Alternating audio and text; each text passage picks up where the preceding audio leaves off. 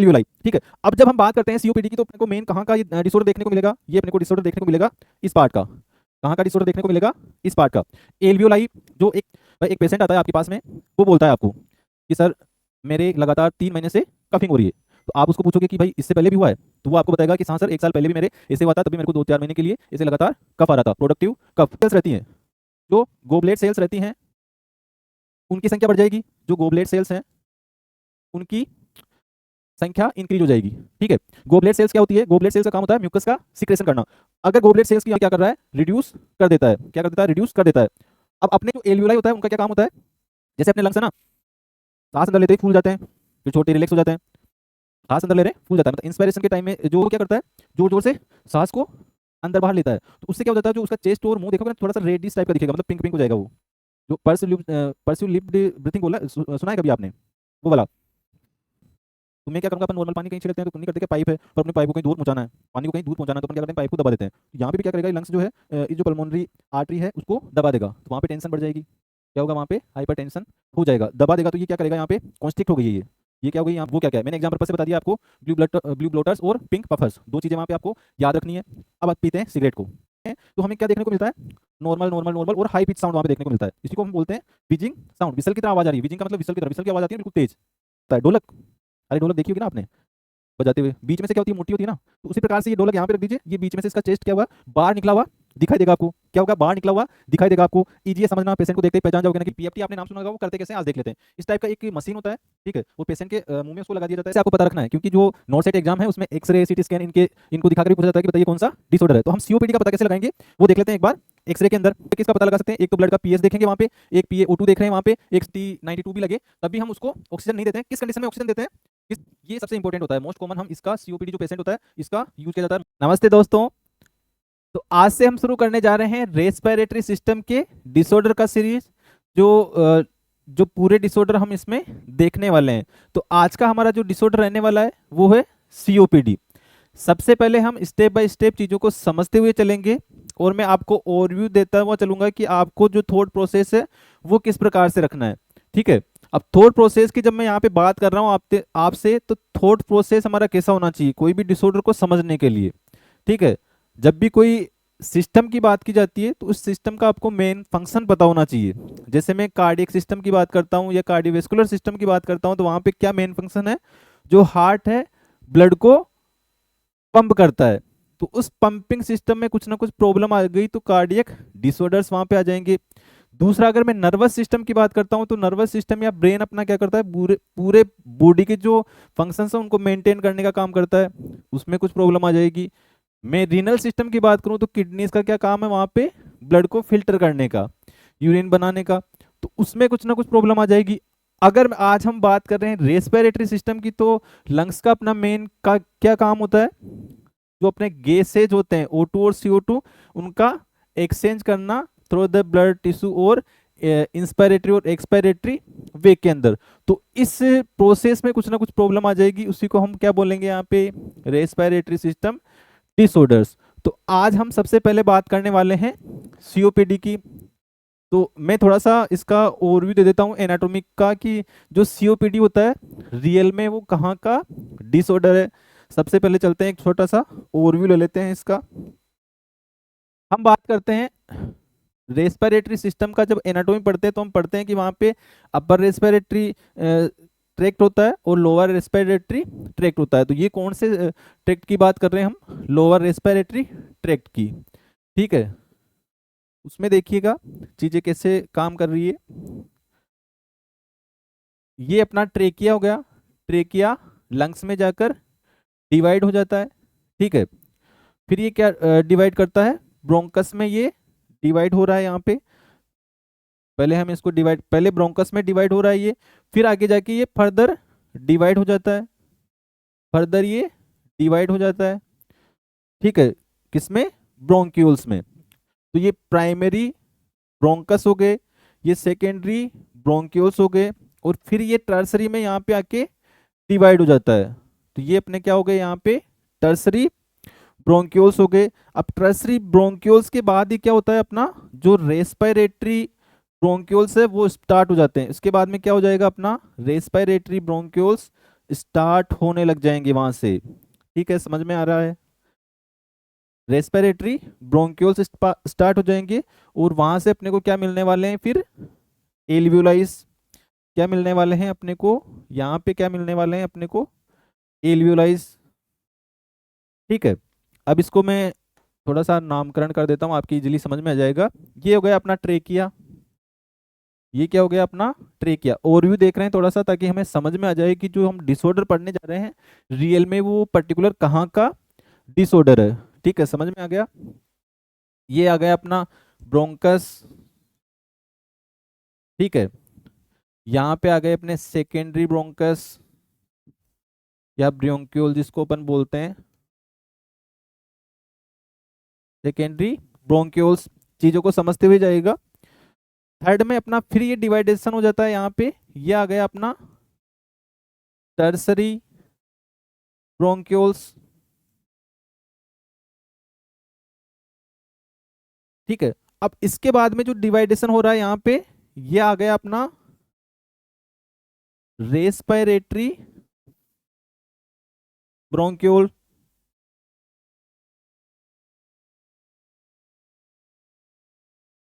ये कहाँ आ गए अपन? रेस्पिरेटरी ब्रोंक्यूल्स के अंदर। ठीक है, छोटा सा ओवरव्यू। एक लंग्स की अपन बात कर रहे हैं। एक लंग्स में ये सारी चीजें होती है। अब ये क्या है अपना? इस जगह को क्या बोल रहे हैं हम? ये जो जगह है इसको बोल रहे हैं हम एल्वियोलर डक्ट। Alveolar duct. और ये क्या है अपना फाइनल? जो ये पार्ट आपको दिखाई दे रहा है, जो इस पार्ट की हम बात कर रहे हैं, ये वाला पार्ट क्या है? एल्वियोलाई। एल्वियोलाई। ठीक है, ये अपना क्या हो गया? एल्वियोलाई। ठीक है, अब जब हम बात करते हैं सीओपीडी की, तो अपने को मेन कहाँ का ये डिसऑर्डर देखने को मिलेगा? ये अपने को डिसऑर्डर देखने को मिलेगा इस पार्ट का। कहाँ का डिसऑर्डर देखने को मिलेगा? इस पार्ट का। एल्वियोलाई जो एक लंग होता है उसके अंदर 30 मिलियन के समथिंग होते हैं। ये मैंने आपको बहुत ही बारीक वाला स्ट्रक्चर दिखाया है। ठीक है, तो ये यहाँ का अपना प्रॉब्लम होगा। तो कहीं ना कहीं क्या होगा? इस जगह पे ऑब्स्ट्रक्शन आ जाएगा। कहीं ना कहीं क्या होगा? इस जगह से ऑब्स्ट्रक्शन आ जाएगा। ठीक है, चीजों को समझते हुए चलिएगा। इन जगहों पे ऑब्स्ट्रक्शन आने वाले हैं हमारे डिसऑर्डर के अंदर। यहां से हो सकता है कट हो जाए, यहां से हो सकता है प्रॉब्लम आ जाए। ठीक है, इन सारी जगहों पे जो हमारा रेस्पिरेटरी ब्रोंक्यूल्स है वहां पे कुछ ना कुछ प्रॉब्लम आने वाली है इस डिसऑर्डर के अंदर। ठीक है, हमने एनाटॉमी की बात कर ली है। अब वापस आते हैं अपन सीओपीडी के ऊपर। ठीक है, अब आज हम इस जो पूरा लेक्चर है उसमें क्या क्या चीजें समझने वाले हैं। What is COPD, causes, symptoms, diagnosis, treatment और मैनेजमेंट। सबसे पहले सिंपल सा डेफिनेशन से स्टार्ट कर लेते हैं। डेफिनेशन से हमें बहुत सारी चीजें यहाँ पे समझ में आने वाली है। ठीक है, सीओपीडी में क्या होता है? ये एक क्रोनिक, प्रोग्रेसिव और इरिवर्सिबल डिसऑर्डर होता है। कहाँ का? लंग्स का। ठीक है, और ये कैसे कैरेक्टराइज होता है? The air flow limitation. और किसके कारण होता है? ड्यू टू एम्पाइसेमा और क्रोनिक ब्रोंकाइटिस। तो ये एक डेफिनेशन आपको समझने के लिए है कि जो क्रोनिक है, एक तो हमने क्रोनिक का पहले ही बता दिया है कि क्रोनिक क्या होगा? लंबे टाइम तक जो चीजें चलते आ रही है, लॉन्ग टाइम के लिए जो चीजें चलती हुई आ रही है, एक तरफा लव। फिर प्रोग्रेसिव, जो कंडीशन हो रही है, मतलब जो अगर लंग खराब हो रहे हैं, एल्वियोलाई खराब हो रहे हैं, तो वो ज्यादा से ज्यादा खराब होते जा रहे हैं, वो हो गया प्रोग्रेसिव। इरिवर्सिबल, कई चीजें रिवर्स हो जाती है पर ये इरिवर्सिबल है। एक बार लंग टिश्यू एल्वियोलाई वहां से डैमेज हो गया, एक बार वहां से डैमेज हो गया तो वो वापस से रीजनरेट नहीं करेगा। नॉर्मली तो अपने जो लंग सेल्स होते हैं वो रीजनरेट कर लेते हैं, पर इस कंडीशन में क्या होगा? वो रीजनरेट नहीं कर पाएगा। और इसका क्या मतलब हुआ? कि जो एयर फ्लो है उसका लिमिटेशन हो जाएगा। अरे भाई, जो ट्रेकिया है, अपन ने ब्रोंकस, ब्रोंक्यूस, रेस्पिरेटरी जो ब्रोंक्यूस पढ़े हैं, इसमें अगर कुछ प्रॉब्लम आ गई, रुकावट आ गई, तो क्या होगा? जो एयर फ्लो है वो इन आउट होने में प्रॉब्लम आएगी। और ये किस वजह से हो रहे हैं, वहां पे हमें दो डिसऑर्डर देखने को मिलते हैं मेन। कौन कौन से, एक तो क्रोनिक ब्रोंकाइटिस और एक एम्पाइसीमा, दोनों की हम डिटेल में बात करने वाले हैं। तो ये दो डिसऑर्डर इस सीओपीडी के अंदर शामिल किए जाते हैं, इनको याद रखिएगा। ठीक है, याद हो जाएगा क्या होता है इसके अंदर। क्रोनिक होती है, प्रोग्रेसिव होती है और इरिवर्सिबल होती है डिसऑर्डर। क्या होता है इसके अंदर, जो एयर फ्लो है उसका लिमिटेशन हो जाता है। ठीक है, मतलब जो एयर है इन आउट करने में प्रॉब्लम आ रही है। किस वजह से होती है, दो डिसऑर्डर्स में देखने को मिलते हैं, क्रोनिक ब्रोंकाइटिस और एम्पाइसीमा। चलो आगे चलते हैं। नेक्स्ट हम बात करते हैं पहले क्रोनिक ब्रोंकाइटिस। पहले किसकी बात करेंगे हम, क्रोनिक ब्रोंकाइटिस की यहाँ पे बात कर लेते हैं। The presence of a productive cough for at least 3 months in 2 consecutive years without any other causes. भाई एक पेशेंट आता है आपके पास में, वो बोलता है आपको कि सर मेरे लगातार 3 महीने से कफिंग हो रही है। तो आप उसको पूछोगे कि भाई इससे पहले भी हुआ है, तो वो आपको बताएगा कि हाँ सर 1 साल पहले भी मेरे ऐसे हुआ था, तभी मेरे को 2-4 महीने के लिए ऐसे लगातार कफ आ रहा था। प्रोडक्टिव कफ मतलब कफ के साथ में कुछ चीजें वहां पे निकलने वाली है, प्रोडक्ट निकलने वाले हैं। ठीक है, ये चीज वो आपको बताने वाला है। तो आप क्या डायग्नोस करोगे वहां पे कि भाई इसको कहीं ना कहीं क्रोनिक ब्रोंकाइटिस है, कहीं ना कहीं उसको क्रोनिक ब्रोंकाइटिस है। इसका पैथोफिजियोलॉजी थोड़ा सा समझ लीजिएगा। इसकी पैथोफिजियोलॉजी की हम बात करते हैं थोड़ी सी। ठीक है, थोड़ा आपको और समझ में आएगी चीजें। जब हम बात कर रहे हैं जो हमारे ब्रोंक्यूल्स है, जो हमारे ब्रोंक्यूल्स है, रेस्पिरेटरी ब्रोंक्यूल्स है, उनकी मैं बात कर लेता हूँ। यहाँ पे क्या होती है, स्क्वाइमस एपिथीलियम होता है। यहाँ पे क्या है अपना, स्क्वाइमस एपिथीलियम है, या स्पेशल सेल्स बोल सकते हो उसको। एपिथीलियम है जो टिश्यू होता है, वो है यहाँ पे। अब यहाँ पे क्या हो रहा है, कोई ना कोई जो सिगरेट स्मोक कर रहा है, ठीक है, सिगरेट स्मोक कर रहा है, या कोई इरिटेंट्स वहां पे आ रहे हैं, उसकी वजह से यहाँ पे क्या हो रहा है, जो सेल्स हैं उनका मेटाप्लेसिया हो रहा है। जो सेल्स है उनका क्या हो रहा है, मेटाप्लेसिया हो रहा है। ठीक है, अब मेटाप्लेसिया होने की वजह से यहाँ पे क्या हो रहा है, जो गोबलेट सेल्स रहती हैं, जो गोबलेट सेल्स रहती हैं उनकी संख्या बढ़ जाएगी। जो गोबलेट सेल्स हैं उनकी संख्या इंक्रीज हो जाएगी। ठीक है, गोबलेट सेल्स क्या होती है, गोबलेट सेल्स का काम होता है म्यूकस का सिक्रेशन करना। अगर गोबलेट सेल्स की यहाँ पे संख्या बढ़ रही है तो यहाँ पे क्या होगा, जो म्यूकस है उसका प्रोडक्शन ज्यादा हो जाएगा। जो म्यूकस है उसका प्रोडक्शन ज्यादा हो जाएगा। अगर यहाँ पे म्यूकस का प्रोडक्शन ज्यादा हो रहा है, ठीक है, एक तो हम बात कर रहे हैं, जैसे एक स्ट्रक्चर दिखाता हूं मैं आपको। एक तो ये अपना एल्वियोलाई है, वो नॉर्मल एल्वियोलाई आपको ये यहाँ पे दिखाई दे रहा है, पर इसमें इन्फ्लामेशन हो रहा है। एक तो इरिटेंट्स आ रहे हैं तो वहां पे इन्फ्लामेशन हो रहा है। इन्फ्लामेशन का मतलब वहां पे कुछ ना कुछ संख्याएं बढ़ रही है, मेटाप्लेसिया हो रहा है ना, यहाँ पे स्क्वाइमस एपिथेलियम का मेटाप्लेसिया हो रहा है। ठीक है, चीजें यहाँ पे बढ़ रही हैं, मेटाप्लेसिया हो रहा है, तो वहां पे इन्फ्लामेशन होगा एक तो, जो ये यहाँ पे आपको ग्रोथ देखने को मिलेगी। ठीक है, इसमें दिख रहा है आपको। और दूसरा वहां पे म्यूकस सिक्रेशन हो रहा है। दूसरा क्या हो रहा है, वहां पे म्यूकस का सिक्रेशन हो रहा है। तो ये रास्ता क्या होगा, धीरे धीरे वहां पे बंद ही होगा ना। क्या होगा, ये रास्ता धीरे धीरे वहां पे बंद होगा। इसकी वजह से क्या होगा, पेशेंट को क्या देखने को मिलेगा, प्रोडक्टिव कफ वहां पे हमें देखने को मिल रहा है। सिंपल है, समझ में आ गया होगा। ठीक है, ब्लड सेल की संख्या में इंक्रीज हो रहा है, और वहाँ पे जो स्क्वाइमस एपिथेलियम है उसका मेटाप्लेसिया हो रहा है। उसकी वजह से हमारे म्यूकस वहाँ पे प्रोडक्शन बढ़ रहा है। चलो आगे चलते हैं। अब the presence of a productive cup हमने बात कर ली है कि पेशेंट अपने को क्या सिम्टम बताने वाला है। हमने पैथोफिजियोलॉजी में देख लिया है कि जो इन्फ्लामेशन होता है, स्वेलिंग होता है ब्रोंक्यूल्स वाल का, और एक्सेसिव म्यूकस सिक्रेशन होता है, और नेरोविंग हो जाती है एयरवेज की। हमने यही बात की थी ना वहां पे। जैसे ही एयरवेज है, म्यूकस इकट्ठा हो गया यहाँ पे, अरे एक तो पूरा खुला हुआ है, अब म्यूकस इकट्ठा हो गया तो इसकी नेरोविंग हो गई, सकड़ा हो गया ये।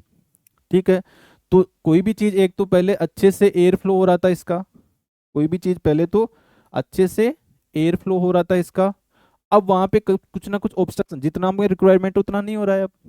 ठीक है, तो ये हो गया अपना क्रोनिक ब्रोंकाइटिस। आगे चलते हैं एम्पाइसीमा। अब एम्पाइसीमा में क्या होता है, एयर सैक्स या alveoli in the lungs become damaged, this reduce surface area for the gases exchange. अब जो हमारा एल्वियोलाई होता है, अब मैं बात करता हूँ एल्वियोलाइस की, इसका पैथोफिजियोलॉजी हम देख लेते हैं थोड़ा सा, इसमें क्या हो रहा है एम्पाइसीमा में। पैथोफिजियोलॉजी ऑफ एम्पाइसीमा, इसको देख लेते हैं हम। मान के चलो ये अपने एल्वियोलाइज हैं, ये क्या है अपने एल्वियोलाइज हैं। तो इनमें क्या है, एक तो इलास्टिक रिकॉइल पावर होती है। मैं समझा देता हूं अभी आपको ये क्या होता है। तो यहां पे क्या होगा, एक एंजाइम होता है प्रोटीएस, एक क्या होता है एंजाइम होता है प्रोटीएस। ये क्यों ज्यादा सीक्रेट होता है, क्योंकि वहां पे या तो स्मोकिंग हो रही है या फिर कुछ इरिटेंट्स वहां पे आकर उसको एक्टिवेट कर रहे हैं। ठीक है, इसका क्या काम होता है, ये क्या करता है, जो इलास्टिक क्षमता होती है किसी भी टिश्यू की, इलास्टिक क्षमता होती है किसी भी टिश्यू की, तो उसको वो दबा देता है। क्या करता है ये, किसी भी टिश्यू की इलास्टिक जो क्षमता होती है उसको ये क्या कर रहा है, रिड्यूस कर देता है। क्या कर देता है, रिड्यूस कर देता है। अब अपने जो एल्वियोलाई होता है उनका क्या काम होता है, जैसे अपने लंग्स है ना, सांस अंदर लेते ही फूल जाते हैं, फिर छोड़ते ही रिलैक्स हो जाते हैं। सांस अंदर ले रहे हैं फूल जाता है, मतलब इंस्पायरेशन के टाइम में जो है इलास्टिसी वहां पे वर्क कर रही है और अपने लंग्स को फुला रही है, इन्फ्लेट कर रही है। और जब एक्सपायरेट करते हैं उसको वापस निकालते हैं तो डिफ्लेट कर देती है। ये अपनी नॉर्मल लंग कैपेसिटी है, इसी को बोलते हैं इलास्टिक रिकॉइल। जैसे मैं दूसरा बात करता हूँ, अपना एक रबड़ ले लो आप, एक हमने रबड़ ले लिया, अब उसको हमने खींचा, अगर वो नॉर्मल रबड़ है, मैंने यहाँ तक खींच लिया उसको, मैं छोड़ूंगा उसको, वापस कहाँ आ जाएगा, अपनी नॉर्मल पोजीशन में। अब यहाँ पे क्या हो रहा है, जब ये जो प्रोटीएज एंजाइम की हमने बात की, ये वहां पर आकर उसको रोक रहा है, इलास्टिसिटी को जो फंक्शन है उसका वो अफेक्ट कर रहा है उसको, तो वहां पे क्या होगा, वापस से हमने रबड़ लिया, अब डिफेक्टेड रबड़ लिया जहाँ पे प्रोटीएज एंजाइम वर्क कर रहा है, मैंने खींचा इसको, खींच तो गया ये, पर जैसे मैं इसको वापस छोड़ रहा हूँ ये यहीं तक आ रहा है, मतलब पूरा यहाँ पे नहीं आ पा रहा है। इससे आप क्या समझ रहे हो कि जो एयर है यहाँ पे ट्रेप हो रही है, जैसे ये पूरा एक्सपांड हो रहा है एक बार तो, या तो ये टिश्यूज को यहाँ से डिस्ट्रॉय कर देगा, टिश्यूज को क्या करेगा यहाँ से डिस्ट्रॉय कर देगा, जो क्या कर रहे हैं इलास्टिक रिकॉइल कर रही है। ठीक है, अब यहाँ पे क्या होने वाला है, जो इतना चौड़ा ये इलास्टिक हो रहा है, दूसरी कंडीशन में क्या होगा, इसका जो इलास्टिसिटी है वो कम हो जाएगी, पहले की मात्रा में क्या हो रही है यहाँ पे कम हो जाएगी। ठीक है, अब यहाँ पे क्या देखने को मिलेगा हमें, नॉर्मल कंडीशन में तो हम जो ऑक्सीजन है वो अंदर ले रहे हैं, CO2 बाहर निकाल रहे हैं, ये नॉर्मल अपना फंक्शन चल रहा है। पर अब इस कंडीशन में क्या होगा, ऑक्सीजन तो वो ले रहा है, O2 तो वो प्रॉपर ले रहा है, पर ये वापस से सिकुड़ नहीं रहे हैं, तो यहाँ पे क्या होगा, ऑक्सीजन भी ट्रेप हो जाएगी और CO2 भी ट्रेप हो जाएगी। अरे भाई CO2 भी तो निकालनी पड़ेगी ना यहाँ से वापस, तो CO2 यहाँ पे ट्रेप हो जाएगी, तो अपने टिश्यूज के अंदर किसकी कमी हो जाएगी, O2 की कमी हो जाएगी और CO2 की मात्रा बढ़ जाएगी, और CO2 की मात्रा बढ़ जाएगी, जिसको क्या बोलेंगे हम हाइपर कार्बिया, जिसको क्या बोलेंगे हम हाइपर कार्बिया। ठीक है, मतलब ब्लड के अंदर CO2 की मात्रा बढ़ गई है।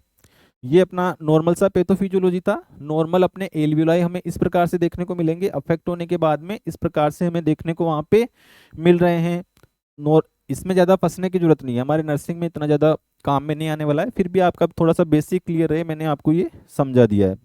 ठीक है, अब आगे चलते हैं, loss of alveoli surface area की हमने बात कर ली थी। वहां पे जो एल्वियोलाई है उसका जो सरफेस एरिया है वो डैमेज होने लग जाएगा और उसकी वजह से क्या होगा, जो उसकी इलास्टिक रिकॉइल पावर है वो कम हो जाएगी। दूसरा, वहां पे एयर ट्रैपिंग होने लग जाएगी, यानी हाइपर इन्फ्लेटेड लंग्स हो जाएंगे। हाइपर इन्फ्लेटेड यहाँ पे लंग्स कैसे बोल रहे हैं, नॉर्मल में वापस डिफ्लेट हो रहे थे, पर इस कंडीशन में क्या हो रहा है, इलास्टिक रिकॉइल नहीं हो रहा, तो वो इन्फ्लेट ही रहेंगे। ठीक है, समझ में आ गया, इन चीजों को रिलेट करते हुए जाइएगा। और इम्पेयर्ड गैस एक्सचेंज हो जाएगा, O2 जो CO2 का लेवल है वो कहीं ना कहीं गड़बड़ा जाएगा। फिर इसको आगे देखते हैं, समझते हुए चलिएगा। अब दोनों में हम थोड़ा सा कंपैरिजन कर लेते हैं कि क्रोनिक ब्रोंकाइटिस में क्या हो रहा है, एम्फाइसीमा में क्या हो रहा है। मेन इश्यू क्या आ रहा है, जो क्रोनिक ब्रोंकाइटिस है उसमें हमने क्या देखा था कि जो गोबलेट सेल्स है उनकी संख्या बढ़ रही है, मेटाप्लेसिया हो रहा है, तो उसकी वजह से वहां पे क्या हो रहा है, म्यूकस का फॉर्मेशन हो रहा है। तो यहाँ पे क्या होगा, एक्सेसिव म्यूकस प्रोडक्शन होगा। ठीक है, समझ गए।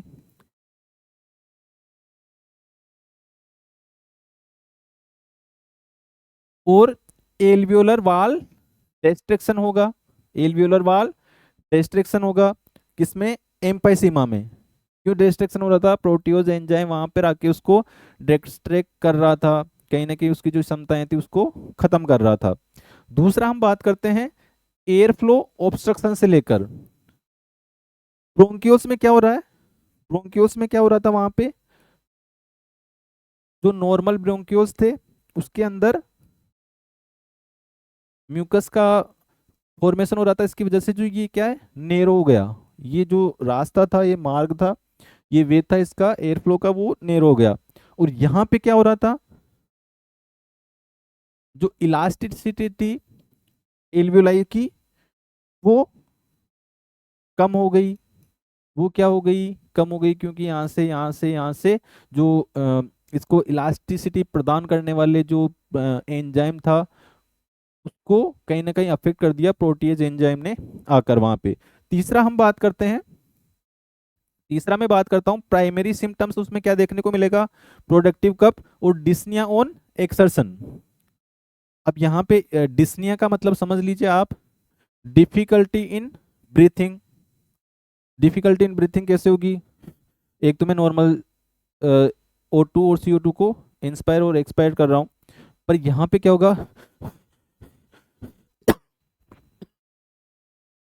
सॉरी, यहाँ पे क्या होगा, उसको ज्यादा तेज तेज सांस लेने की जरूरत पड़ेगी। ठीक है, तो एक्सर्जन का क्या मतलब है, यहाँ पे एक्सर्जन का मतलब है वो कोई काम कर रहा है, सीढ़ियों पे चढ़ रहा है, चढ़ रही है, महिलाओं को भी हो सकता है, या फिर कोई सामान लेके भारी कोई काम कर रहा है, ठीक है, उसको भी होने वाला है।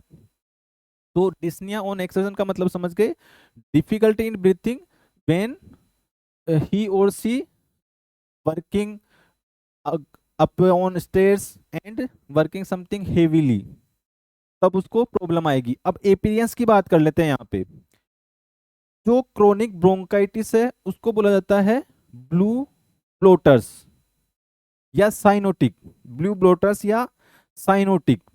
वहां पे क्या प्रॉब्लम आ रही है, वहां पे हमें साइनोसिस देखने को मिलेगा। उसके क्यों देखने को मिलेगा, हम आगे बात करते हैं इसकी। ब्लू ब्लोटर्स और पिंक पपर्स, इन दोनों की मैं आगे डिटेल में बात करता हूँ। तो इसमें क्या, क्रोनिक ब्रोंकाइटिस में साइनोटिक पर्सन देखने को मिलेगा, और जो एम्फाइसीमा है उसमें थिन और बेरल चेस्ट वाला देखने को मिलेगा। दोनों टर्म्स बहुत इंपॉर्टेंट है अपने एग्जाम पॉइंट ऑफ व्यू से, ये दोनों टर्म आपको याद रखनी है। क्या याद रखना है, ब्लू ब्लोटर्स, पिंक पपर्स, आगे हम इसकी डिटेल में बात करने वाले हैं। तो जो पर्सन है उसका अपीयरेंस कैसा देखने को मिलेगा, साइनोटिक, मतलब ब्लूइश कलर देखने को मिलेगा। होठ देखोगे उसको, हाथ देखोगे उसके, आइज के साइड में देखोगे उसको, तो थोड़ा सा ब्लूइश डिस्कलरेशन वहां पे देखने को मिलता है। किसमें मिलता है, क्रोनिक ब्रोंकाइटिस में। पी और बी, इससे याद रख सकते हो इसको। और पिंक पफर्स, इसको भी हम आगे देखने वाले हैं। बेरल चेस्ट क्या होता है उसको भी आगे देखने वाले हैं। इसके कोजेस क्या क्या हैं, स्मोकिंग है या इरिटेंट से कोई, उसकी हम बात करेंगे आगे।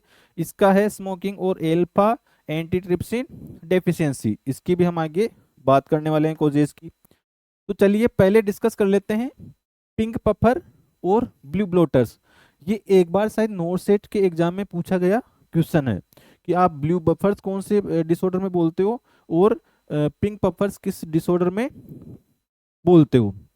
अब पिंक और पफर इसको समझ लीजिए एक बार। पिंक का क्या मतलब होता है?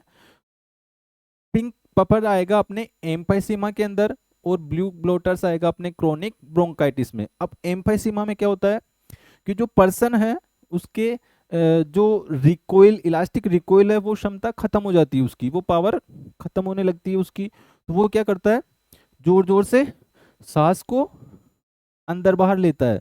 तो उससे क्या हो जाता है, जो उसका चेस्ट और मुंह देखोगे ना तो थोड़ा सा रेडिश टाइप का दिखेगा, मतलब पिंक पिंक हो जाएगा वो। जो पर्स्यू लिप्ड ब्रीथिंग बोला सुना है कभी आपने? वो वाला, मतलब नाक से सांस ले रहा है और मुंह से छोड़ रहा है, मतलब लिप्स के द्वारा उसको छोड़ रहा है, तो वो वाला। तो यहाँ पे क्या है, एम्पाइसीमा में देखने को मिलेगा पिंक पपर। पिंक का क्या मतलब हुआ यहाँ पे कि जो वो है रेडिश कलर का दिखने लग जाएगा। और पफर्स का क्या मतलब, पफ नहीं लेते क्या अपन, जो उसको बोलते हैं कई बार की पफ लो, इसके 2 पफ लेने हैं, 2 पफ लेने हैं, तो लिप्स के थ्रू उसको मुंह में डाल के वो मशीन लगाकर अपन पफ देते हैं इनहेलर के थ्रू। ठीक है, पिंक और पफर का मतलब समझ आ गया। अब ब्लू ब्लोटर्स, ये ब्लू कलर के ब्लू डिस्कलरेशन इनमें देखने को मिलता है। और ब्लोटर्स मतलब इनका पेट ऐसे मोटा ब्लोटिंग वाला देखने को मिलता है, तो इसको बोल दिया अपन ने ब्लू ब्लोटर्स। ठीक है, अब आगे चलते हैं, इनमें कुछ डिफरेंस अपन देखते हैं क्या क्या होते हैं। प्राइमरी प्रॉब्लम क्या है इनकी, एल्वियोलर डिस्ट्रैक्ट हो जाते हैं। और इनमें क्या होता है, एयरवे का इन्फ्लामेशन हो जाता है और म्यूकस का फॉर्मेशन होता है, जो अपन ने पहले पढ़ लिया है। दूसरा मेन सिम्टम क्या होता है इनका, सीवियर डिस्निया होता है।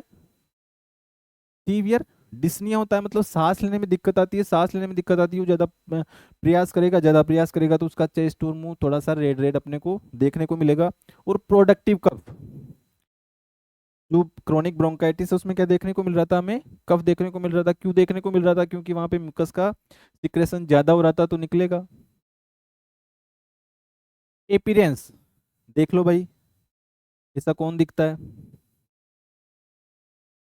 तो ये हैं हमारे साहब जिनको हो गया है क्रोनिक ब्रोंकाइटिस, और ये हैं हमारे साहब दादाजी जिनको हो गया है पिंक पफर, पिंक पिंक दादाजी।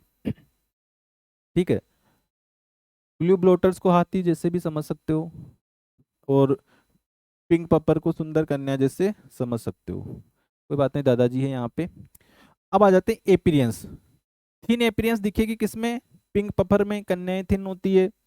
ठीक है, केचेटिक, केचेक्सिया आपने नाम सुना है, केचेक्सिया? इसमें क्या होता है, जो मसल्स हैं उनका डिजनरेशन स्टार्ट हो जाता है, मसल्स जो हैं वो टूटने लग जाती है, तो वो क्या होंगे, पतले होने लग जाएंगे जैसे लड़कियां होने लग जाती हैं। और यहाँ पे क्या है, cyanotic bloated. Cyanotic bloated, cyanotic का मतलब क्या होता है, ब्लूइश डिस्कलेशन ऑफ स्किन या कोई भी पार्ट्स का। और ब्लोटेड का क्या मतलब होता है, मोटा, ब्लोटिंग होती है ना किसी किसी के, गैस बनती है वो, और पेट मोटा हो जाता है, वो वाला हो गया।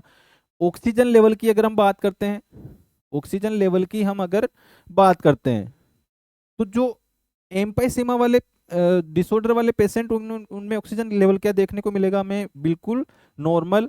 पर जो ब्लू ब्लोटर्स वाले हैं या क्रोनिक ब्रोंकाइटिस वाले हैं, उनमें क्या देखने को मिलेगा, ऑक्सीजन लेवल लो देखने को मिलेगा। हाइपोक्सीमिया, यानी ब्लड टिश्यूज के अंदर ऑक्सीजन की कमी हो गई है। नॉर्मल ऑक्सीजन कितना रहना चाहिए, 95% से 100, इससे ये कम हमें वहां पे देखने को मिलता है। आगे और ऑक्सीजन की बात करेंगे, ऑक्सीजन थेरेपी की। CO2 लेवल वापस से एम्पाइसीमा के अंदर या तो नॉर्मल देखने को मिलेगा या स्लाइटली हाई देखने को मिलेगा। पर क्रोनिक ब्रोंकाइटिस में क्या है, वहां पे तो बिल्कुल रुकावट हो गई ना, बाहर ही नहीं जा रहा है। ठीक है, ब्रोंकस में रुकावट हो गई है म्यूकस के थ्रू, वहां पे कुछ ना कुछ ऑब्स्ट्रक्शन आ गया, वो तो प्रॉपर ही बाहर नहीं जा रहा है। तो वहां पे क्या है, ऑक्सीजन का लेवल, CO2 का लेवल हाई देखने को मिलेगा। CO2 के हाई लेवल को क्या बोलते हैं हम, हाइपर केपनिया। अरे CO2 का नॉर्मल लेवल कितना होता है, बताओ बताओ, देख लो यहाँ पे। CO2 का जो नॉर्मल लेवल होता है वो होता है 35 से 45, 35 से 45। तो अगर इससे ज़्यादा हमें देखने को मिल रहा है तो क्या हो जाएगा वहाँ पर, हाइपर केपनिया। ठीक है। अब आगे बात करते हैं कॉम्प्लिकेशंस क्या हो सकते हैं। लेट स्टेज में इसमें हाइपोक्सीमिया डेवलप होगा और इसमें अर्ली कोर पल्मोनल डेवलप होगा। कोर पल्मोनल क्या होता है, कोर पल्मोनल क्या होता है, किसी को पता है? चलो इसकी बात कर लेते हैं, कोर पल्मोनल की। ये पिंक पपर और ब्लू ब्लोटर्स, ये याद रखना, बी से याद रखना यहाँ पे ब्रोंकाइटिस। ठीक है, बी, बी। तो अगर कभी भी इसका कोई क्वेश्चन आ जाए तो बी से याद रखना, ब्लू ब्लोटर्स किस में देखने को मिलेगा, ब्रोंकाइटिस, और दूसरा अपने आप ही क्या हो जाएगा, एम्फाइसीमा। ठीक है, क्या हो जाएगा दूसरा, एम्फाइसीमा। इस ई से याद रख लो, पफर में ई आ रहा है और इसमें भी ई आ रहा है, तो क्या याद रखोगे, पिंक पफर होगा एम्फाइसीमा में, ब्लू ब्लोटर्स होगा क्रोनिक ब्रोंकाइटिस में। अब हम बात करते हैं कोर पल्मोनल की। कोर पल्मोनल कहाँ गया मेरा,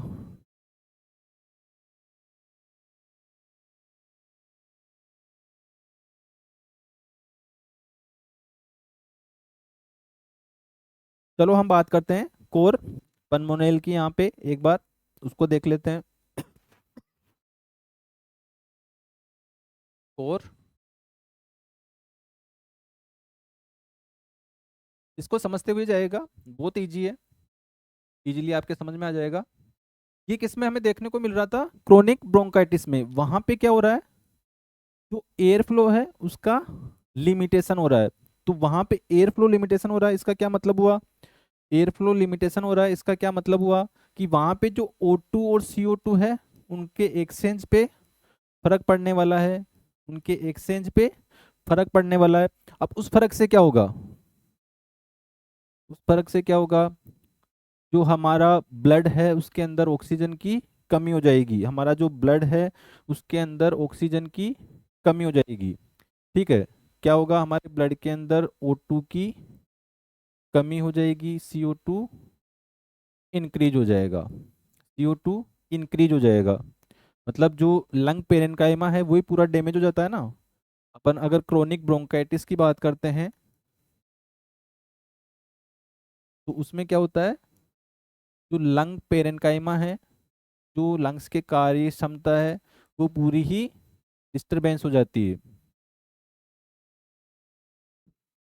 वो क्या होती है, पूरी ही डिस्टर्ब हो जाती है। तो उसमें क्या होगा, यहाँ पे O2 डिक्रीज हो जाएगी, CO2 की मात्रा बढ़ जाएगी। अब जब अपनी बॉडी को O2 की रिक्वायरमेंट है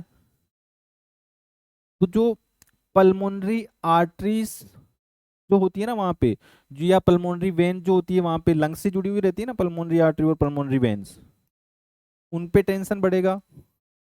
भाई ये लंग्स हैं, ये अपना छोटू सा हार्ट है, हार्ट को पिंग कर देते हैं, ये छोटू सा अपना हार्ट है। अब जो ये तो क्या हो गया अपना राइट एट्रियम, ये क्या है अपना राइट एट्रियम, ये राइट लेफ्ट एट्रियम, ये राइट वेंट्रिकल और ये है लेफ्ट वेंट्रिकल। इस प्रकार से हमारे जो चेम्बर्स होते हैं वो होते हैं। अब जो लंग होता है वो किसके थ्रू जुड़ा रहता है, यहाँ पे देखिएगा, ये जो राइट वेंट्रिकल है ये किससे जुड़ी हुई रहती है, लंग्स में राइट जो वेंट्रिकल है किससे जुड़ी हुई रहती है, पल्मोनरी आर्टरी, पल्मोनरी आर्टरी। इसको बाद में समझेंगे, मैंने थोड़ा सा समझा दिया है इसको। अब यहाँ पे क्या हो रहा है, अपने O2 और CO2 की नीड ज़्यादा बढ़ गई है, तो ये क्या करेगी वहाँ पे, जैसे भाई कोई पाइप है उसके थ्रू आराम से नॉर्मल से कोई फ्लो जा रहा है, ब्लड के थ्रू ऑक्सीजन जा रहा है, पर वहाँ पे उसकी डिमांड बढ़ गई है। तो मैं क्या करूँगा, अपन नॉर्मल पानी कहीं छिड़कते हैं तो नहीं करते क्या, पाइप है पर अपने पाइप को कहीं दूर पहुँचाना है, पानी को कहीं दूर पहुँचाना है तो अपन क्या करते हैं, पाइप को दबा देते हैं। तो यहाँ पे भी क्या करेगा, ये लंग्स जो है इस जो पल्मोनरी आर्टरी है उसको दबा देगा, तो वहाँ पे टेंशन बढ़ जाएगी, क्या होगा वहाँ पे, हाइपर टेंशन हो जाएगा, दबा देगा। तो ये क्या करेगा, यहाँ पे कॉन्स्ट्रिक्ट हो गई है ये क्या हो गई यहाँ पे, कॉन्स्ट्रिक्ट हो गई है। तो जो राइट एट्रियम से ब्लड जो आ रहा था राइट वेंट्रिकल के अंदर, वो क्या होगा, यहीं का यहीं इकट्ठा होने लग जाएगा, वो क्या होगा, यहीं का यहीं एक्युमुलेट होने लग जाएगा। जो ब्लड है यहीं का यहीं कहीं ना कहीं एक्युमुलेट होने लग जाएगा। अब यहाँ पे प्रेशर बढ़ गया, किस पे प्रेशर बढ़ गया है, अपना राइट वेंट्रिकल के ऊपर प्रेशर इंक्रीज हो गया है। तो ये क्या करेगा, यहाँ पे इसको डायलेट कर देगा, ये क्या करेगा, इसको डायलेट कर देगा, क्या करेगा, इसको डायलेट कर देगा, किसको, राइट वेंट्रिकल को। राइट वेंट्रिकल डायलेट होने के बाद ये क्या प्रेशर किस पे भेजेगा, वापस से राइट एट्रियम पे। तो increase pressure in right atrium, इसको भी ये डायलेट कर देगा, ठीक है, इसको भी ये क्या करेगा, डायलेट कर देगा। तो इन दोनों के डायलेशन से इसको क्या बोलेंगे, कोर पल्मोनल। और ये इन फर्दर कहाँ पहुंच सकता है, हार्ट फेलियर की तरफ। फर्दर कहाँ पहुंच जाएगा ये, हार्ट फेलियर की तरफ। तो हम जो कोर पल्मोनल जिसको बोलते हैं, वो क्या होता है, डायलेटेशन ऑफ राइट वेंट्रिकल और राइट एट्रियम। क्यों हो रहा था वहां पे, क्यों हो रहा था, क्योंकि जो पल्मोनरी आर्टरीज होती है वो सिकुड़ गई है, कॉन्स्ट्रिक्ट हो गई है। कॉन्स्ट्रिक्ट होने की वजह से प्रेशर किस पे बढ़ गया है, राइट वेंट्रिकल पे। वहां पे ब्लड ज्यादा एक्युमुलेट हो रहा है, जो राइट एट्रियम से आ रहा था उसके पास में, ठीक है। तो उन वहां पे डायलिटेशन हो गया उसका। तो दोनों का dilatation, right atrium right ventricle का डायलिटेशन को ही क्या बोल रहे हैं अपन, कोर पल्मोनल बोल रहे हैं यहाँ पे, ठीक है, समझ में आ गया होगा। चलो आगे बढ़ते हैं। सीओपीडी के कोजेस क्या क्या हैं, हमने बात कर ली है सीओपीडी की डेफिनेशन के बारे में। दो आने वाले जो डिसऑर्डर है उसके अंदर, एम्पाइसेमा और क्रोनिक ब्रोंकाइटिस के बारे में।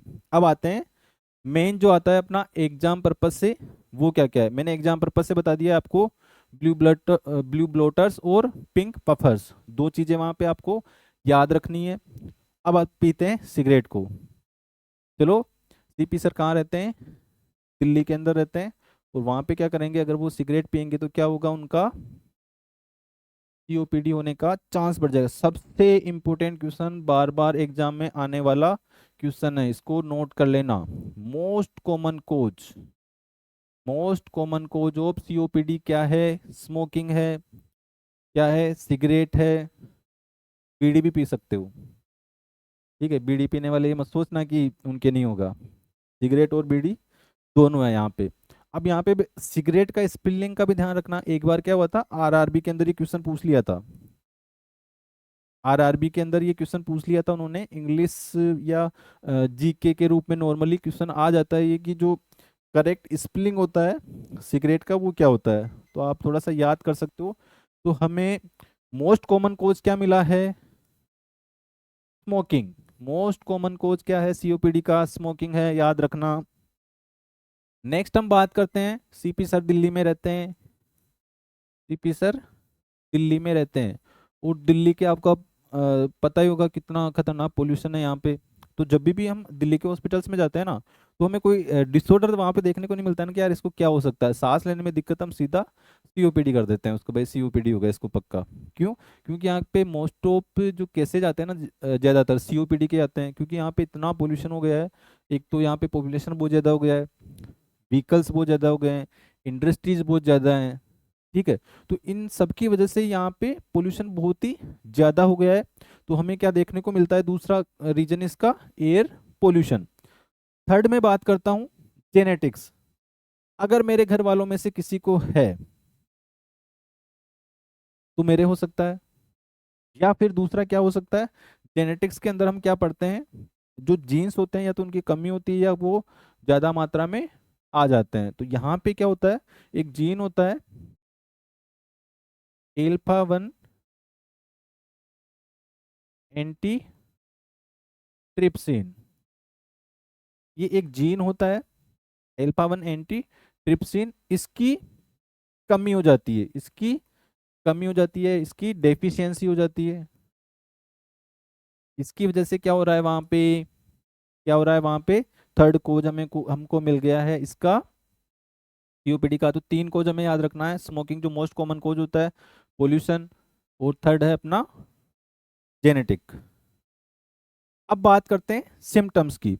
तो सिम्टम्स आजकल क्या है, एग्जाम में बहुत अजीब तरीके से पूछने लग गए हैं कि पहले क्या आएगा बाद में क्या आएगा।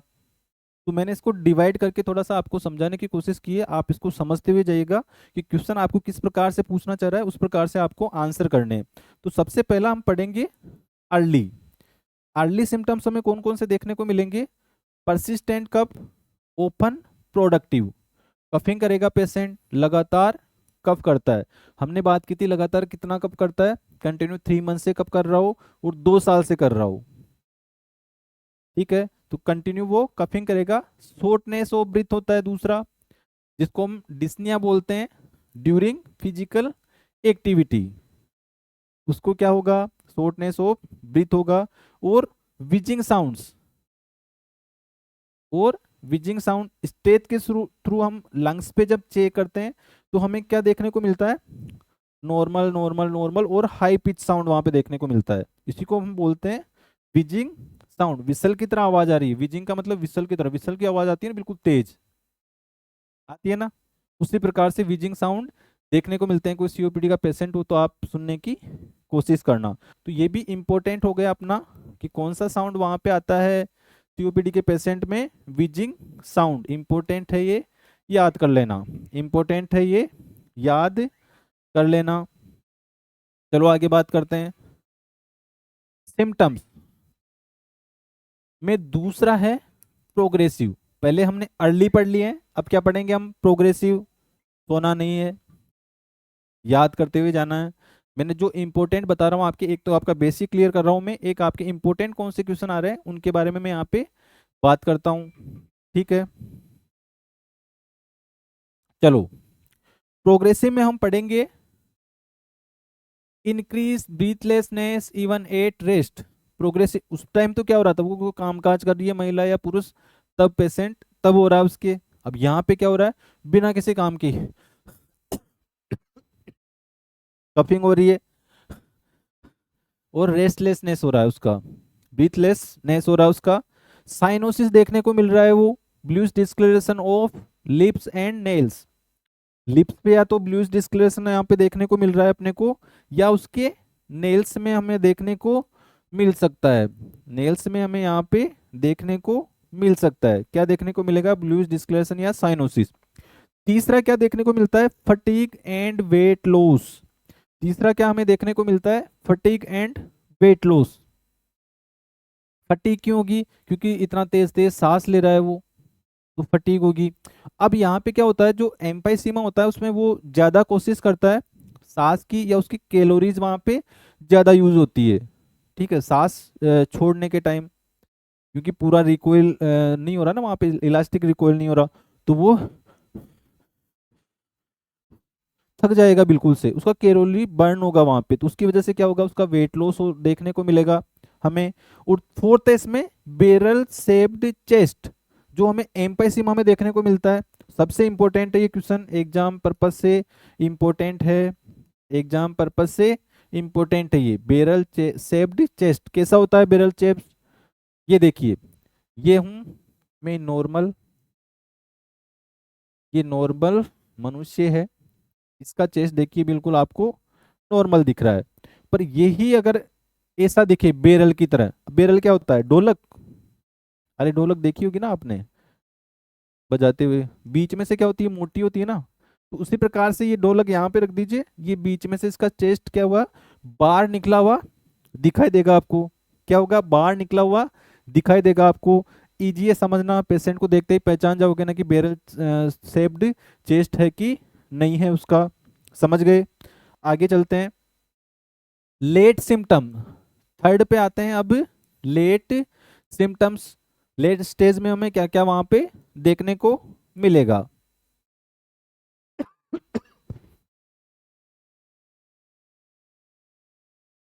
Frequent respiratory infection, late symptom में क्या देखने को मिलता है हमें, फ्रीक्वेंट वहां पे रेस्पिरेटरी उसके कुछ ना कुछ इन्फेक्शन होता रहेगा।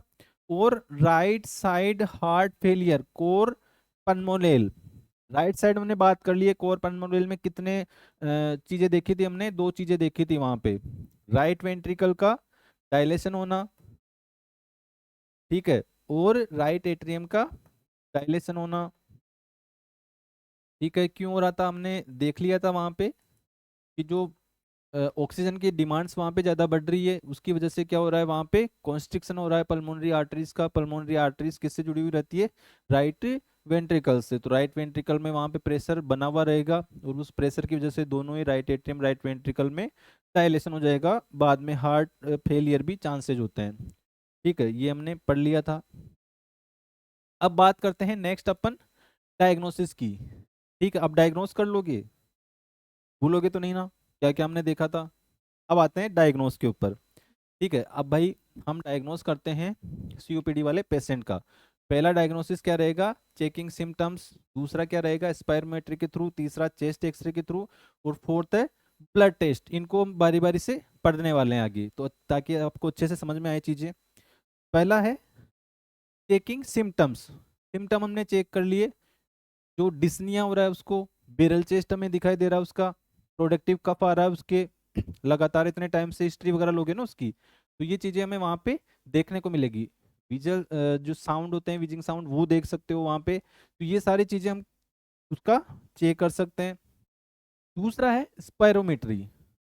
अब हमने स्पायरोमेट्री आपने देख रखा होगा, पर इससे टेस्ट कैसे करते हैं, और ये सबसे कंफर्मेटिव टेस्ट होता है इसका। कन्फर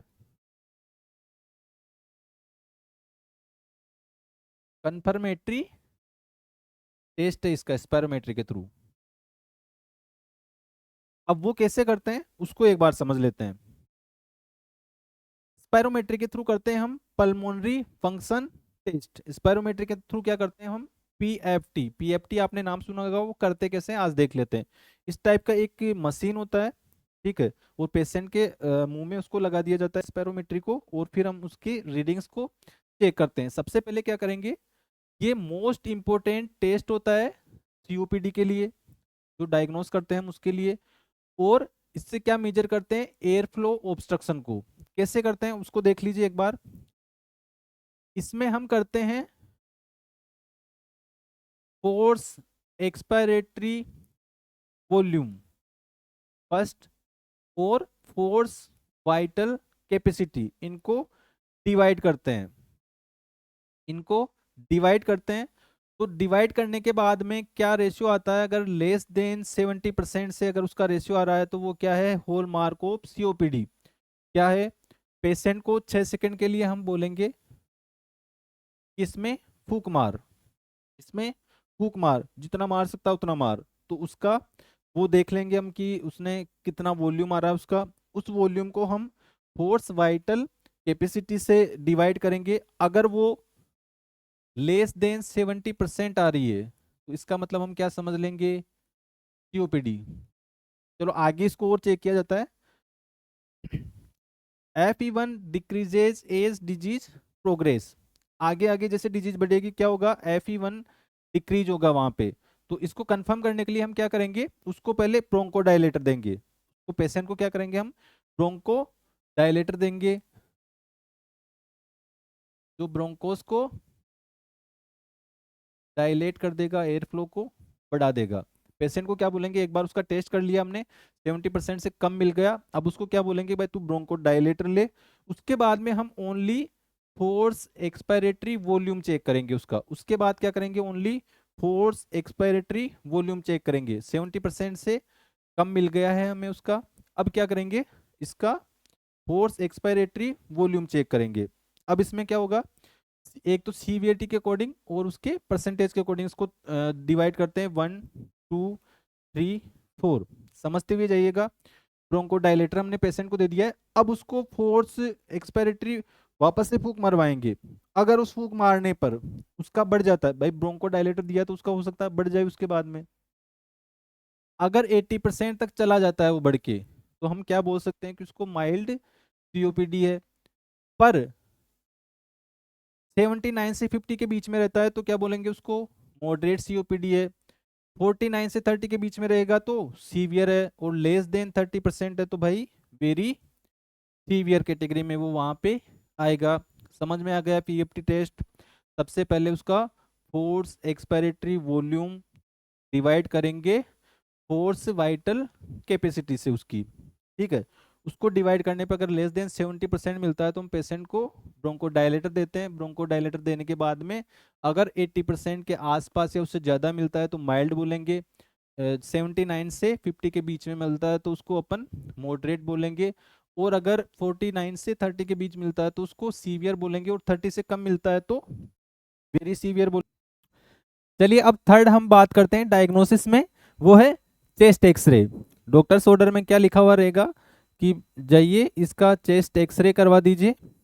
ठीक है, चेस्ट एक्सरे करवा दीजिए पीए व्यू के अंदर। ठीक है, एडवाइस में लिख दिया डॉक्टर साहब ने।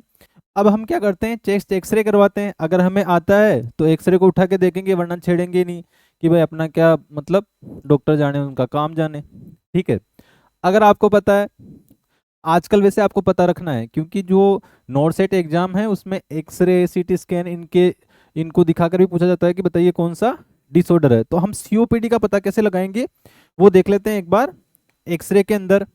ठीक है, घर पे भी किसी ने पूछ लिया तुमसे कि भाई ले ये एक्सरे है, बता इसको क्या बीमारी है, नहीं तो ऐसे घुमा घुमा के छोड़ दोगे, पता ही नहीं होगा तो, और पता होगा तो प्रॉपर बता पाओगे। तो कैसे पता करेंगे, ये है हमारा नॉर्मल एक्सरे। इसको क्या बोलते हैं हम, नॉर्मल एक्सरे। जो पेशेंट कोई नॉर्मल होगा, सीओपीडी का नहीं होगा, वो इस प्रकार से दिखेगा। पर अगर सीओपीडी का पेशेंट है, एम्पाइसीमा है उसके अंदर, तो एम्पाइसीमा में क्या होगा, जो लंग्स है हाइपर इन्फ्लेटेड रहते हैं, मतलब उनका रिकॉइल इलास्टिक क्षमता खत्म हो गई थी ना, वहां पे हाइपर इन्फ्लेटेड रहेंगे वो। तो इन्फ्लेट होकर क्या करेंगे, वो डायफ्राम को दबाएंगे। क्या करेंगे, डायफ्राम को दबाएंगे। तो हमें क्या देखने को मिलेगा यहाँ पे, जो डायफ्राम है वो फ्लैटेंड देखने को मिलेगा। जो डायफ्राम है क्या मिलेगा, फ्लैटेंड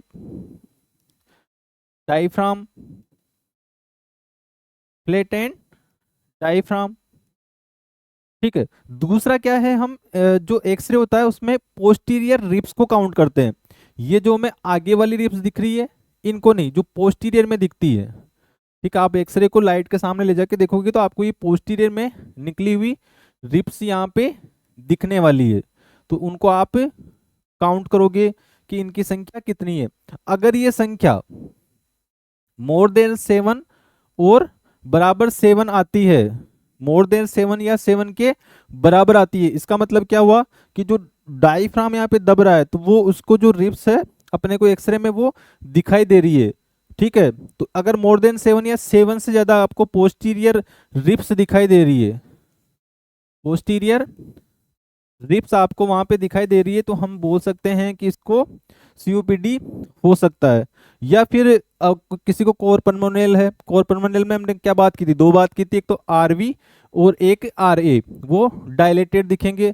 तो यहाँ पे जो हार्ट है आपका, हार्ट यहाँ पे हार्ट की लाइनिंग्स दिखती है तो वो यहाँ से थोड़ा सा बड़ा हुआ दिखाई देगा। और अगर उसके लंग्स इन्फ्लेटेड है तो वो हार्ट को, कोर पल्मोनल नहीं है तो दबा के रखेगा। कोर पल्मोनल का मतलब वहां पे उसको रेस्पिरेटरी फेलियर में जाना है। ठीक है, ये हो गई हमारे एक्सरे की बात। अब अपन आते हैं फोर्थ जो डायग्नोसिस है अपना, वो है ब्लड टेस्ट। ब्लड टेस्ट में हम क्या करते हैं, ABG, arterial blood gas analysis, arterial blood gas analysis बोलते हैं एबीजी को। तो इसमें देखते हैं हम क्या क्या देखने वाले हैं। आर्टेरियल ब्लड गैस जो हम आर्टरी के थ्रू लेते हैं, या तो ब्रेकियल आर्टरी से ले लो, ठीक है, या फिर अपना जो फीमोरल आर्टरी वहां से अपन मोस्ट ऑफ टाइम लेते हैं। ठीक है, अपन ने एक वायल लिया, उसका सिरिंज को पहले हम करेंगे हिप्रेनाइज्ड, हिप्रेनाइज्ड सिरिंज हमने ले ली है, हिप्रेनाइज्ड सिरिंज हम लेंगे। और जैसे हमने फीमोरल से यहाँ से सैंपल ले लिया, आर्टेरियल सैंपल का कलर कैसे होता है, ब्राइट रेड। आर्टेरियल सैंपल का कलर कैसे होता है, bright red. Bright red colour आप देखते ही पहचान जाओगे ये आर्टेरियल है। अब आपके पास में एबीजी स्ट्रिप आ चुका है, अब क्या देखोगे आप, उसके अंदर दो चीजें नोट करोगे उसके अंदर, एक तो PaO2 और एक PaCO2। वो कितना कितना अगर देखने को मिले आपको, तब मानोगे कि आप वहां पे सीओपीडी हो सकता है।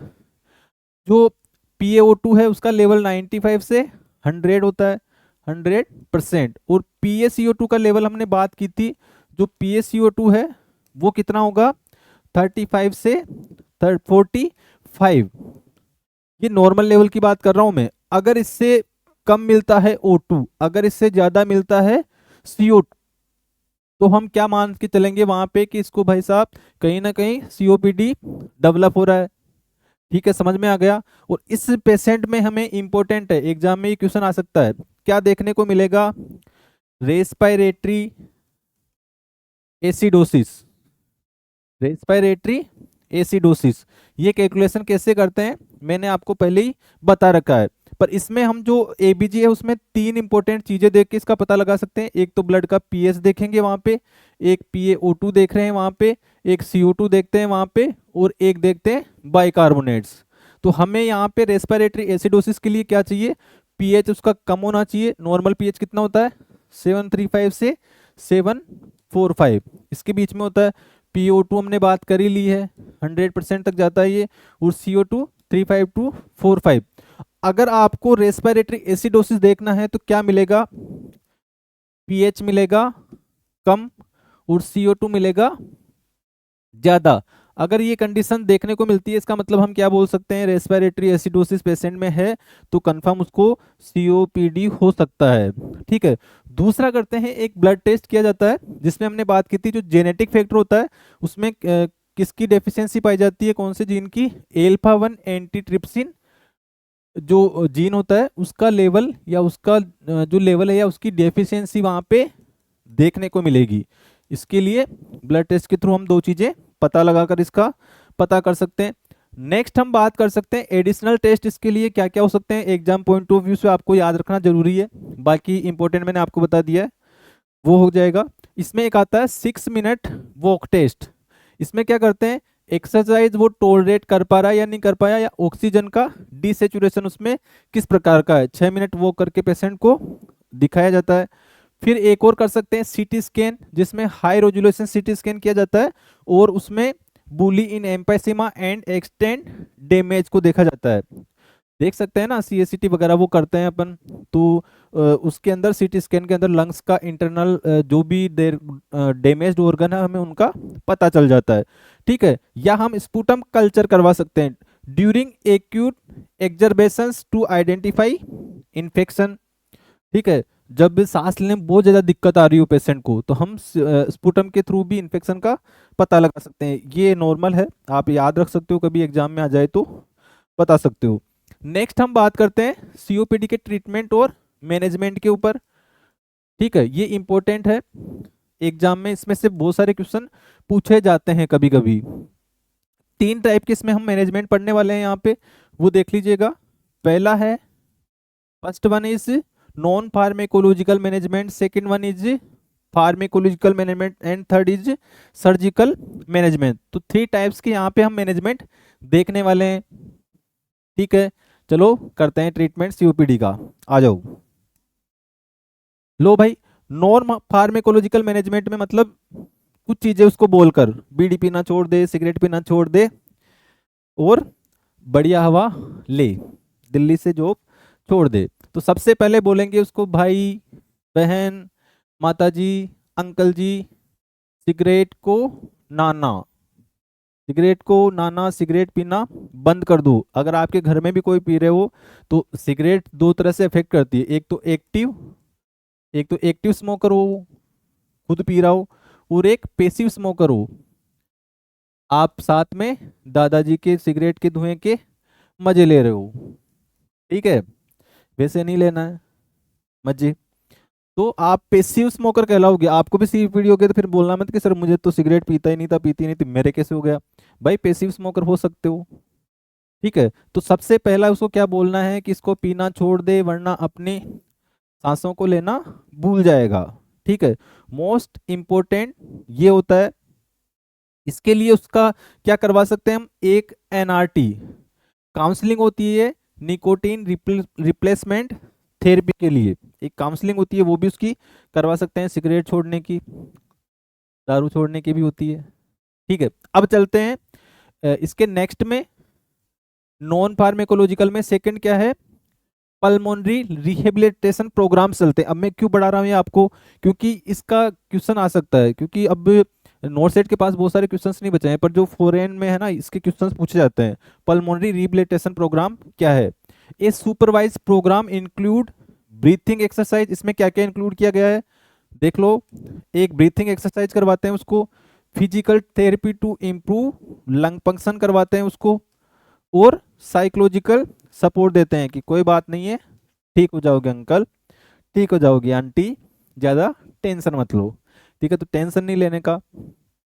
ब्रीथिंग एक्सरसाइज करवाओगे उसको कि जो ब्रीथिंग पैटर्न ना, एक तो अपन स्पायरोमेट्री से करवाते हैं, फूक मरवा मरवा के। ठीक है, दूसरा उसको प्रूस्ड लिप एक्सरसाइज जो बोलते हैं, मतलब जैसे नाक से सांस लेगा, से छोड़ेगा, नाक से सांस लेगा, उसे छोड़ेगा। ठीक है, ये प्रूस्ड लिप एक्सरसाइज बोलते हैं इसको,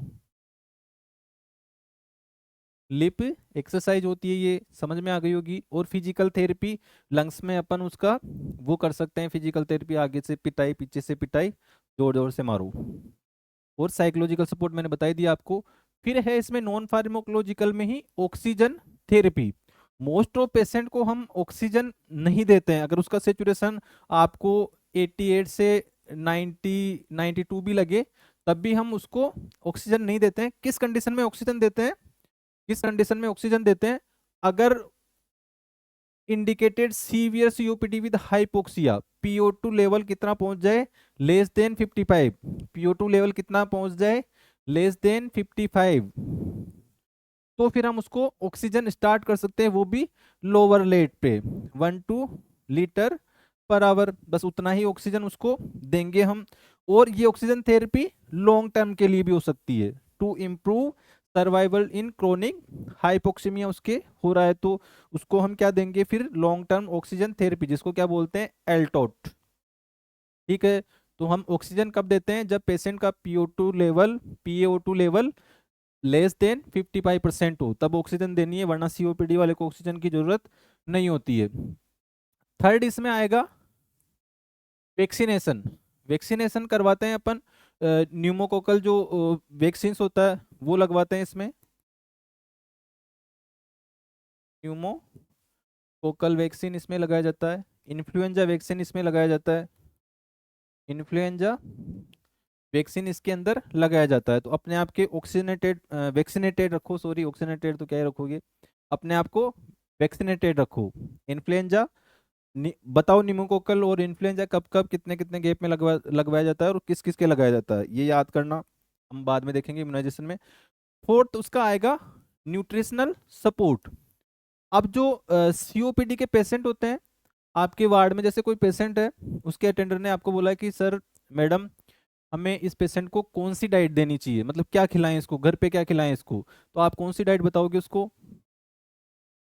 कौन सी डाइट बताओगे, हमें उसको डाइट बतानी है हाई प्रोटीन डाइट, हमें क्या बताना है, हाई प्रोटीन डाइट बताना है उसको।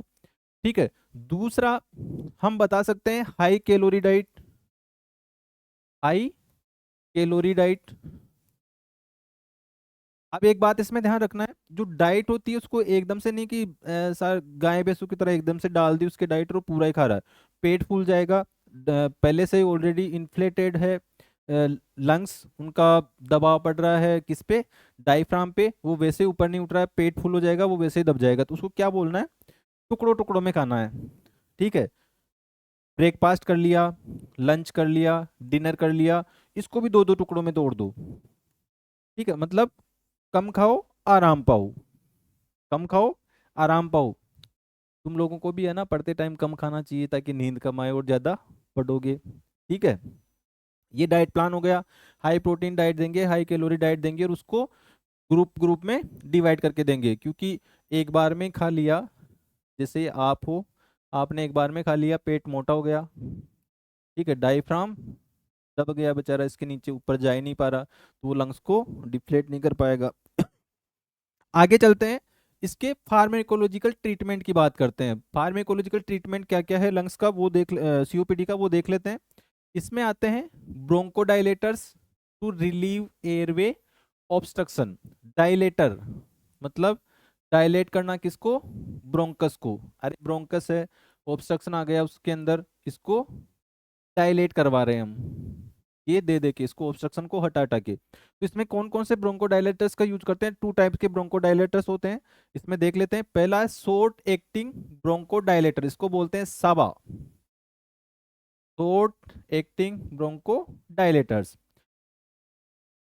अब इसमें बात करते हैं हम एग्जाम्पल के रूप में क्या क्या दिया जाता है। साल्बुटामोल दिया होगा ना, भाप लगाते हो साल्बुटामोल की वार्ड में।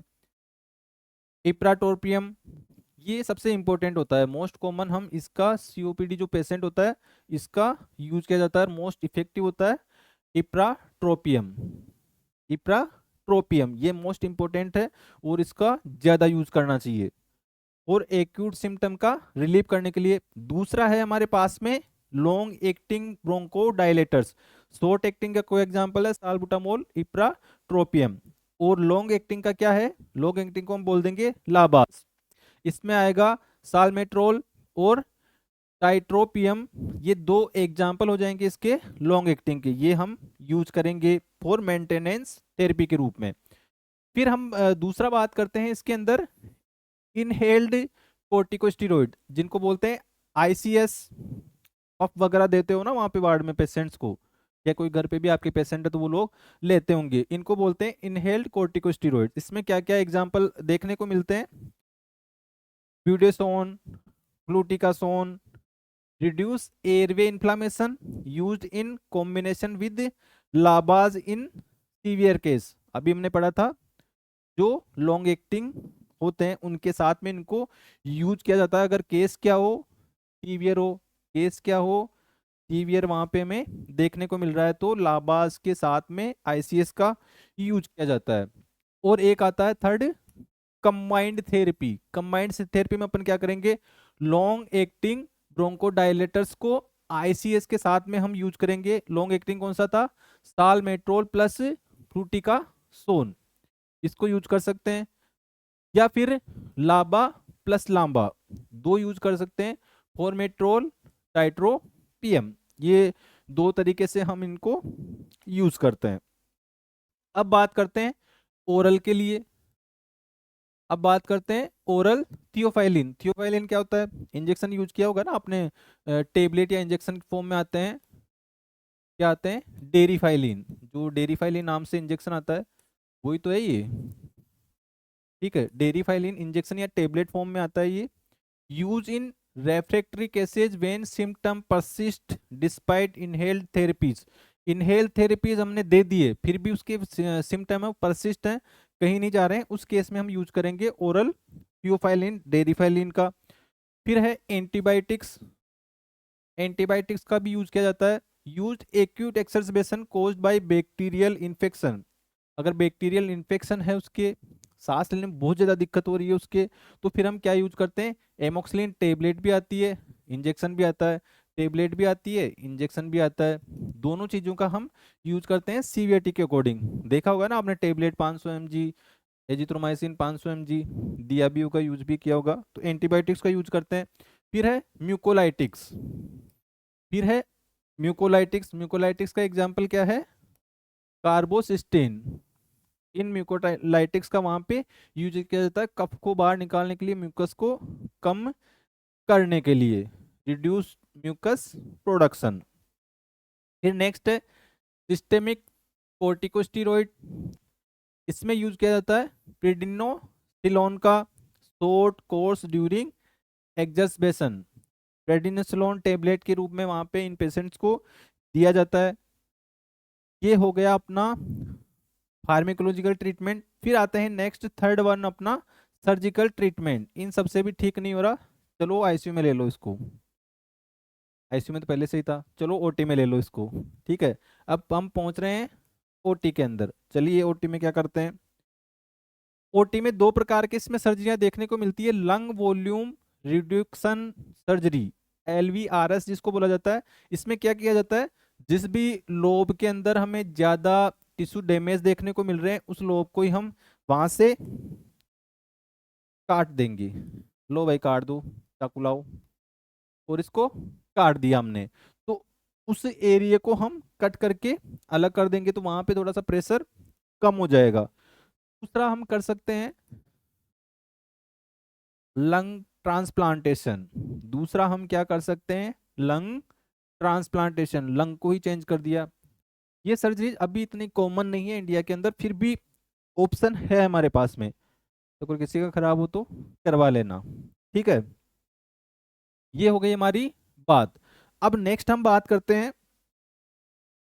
एमसीक्यूज की, नेक्स्ट हम बात करते हैं एमसीक्यूज की।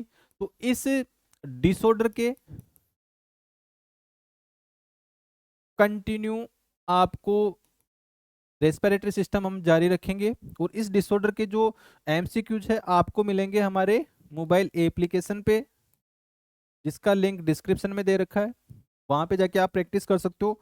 दूसरा, ये एंड्रॉयड मोबाइल्स के लिए है, एप्पल वाले कहाँ आएंगे, हमारी वेबसाइट के ऊपर, वहां पे आके आप रेस्पिरेटरी सिस्टम के अंदर जाओगे, उसके डिसऑर्डर में जाओगे, तो आपको सीओपीडी डिसऑर्डर में वो सारी चीजें देखने को मिलेगी।